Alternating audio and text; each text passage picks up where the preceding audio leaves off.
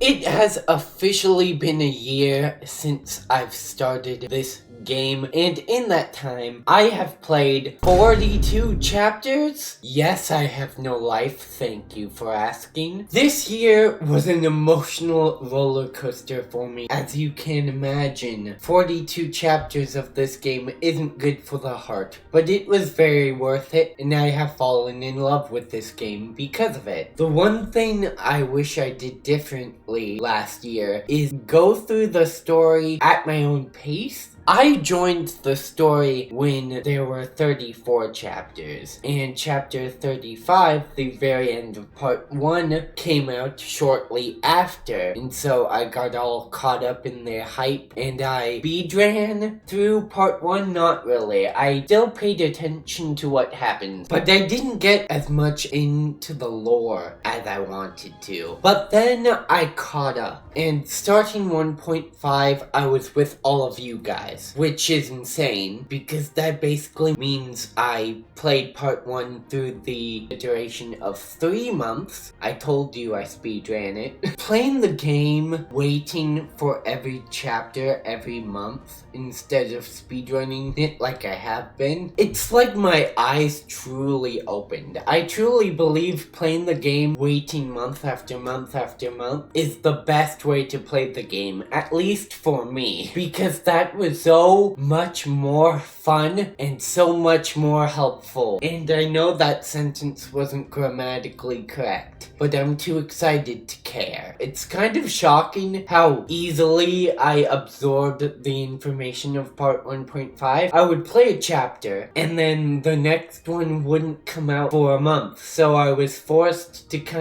I actually absorbed what happened, and now I can confidently say I remember everything that happened in part 1.5. I know it all. I know all of the story, at least. And I'm very happy about it. The wait for chapter 42 was probably the greatest time I have ever had in this game, no joke. I know part 1 is awesome, but hear me out. Chapter 41 was amazing. I got so immersed. And then it ended in that big climax, and pretty much as soon as the chapter ended, my brain went wild, and I started dissecting every little single piece of dialogue and making theories, and while making those theories, my mind would be blown because I say like, oh yeah, this was connected with this, and this was connected with this. It was so fun. I did that for the entirety of the wait time for chapter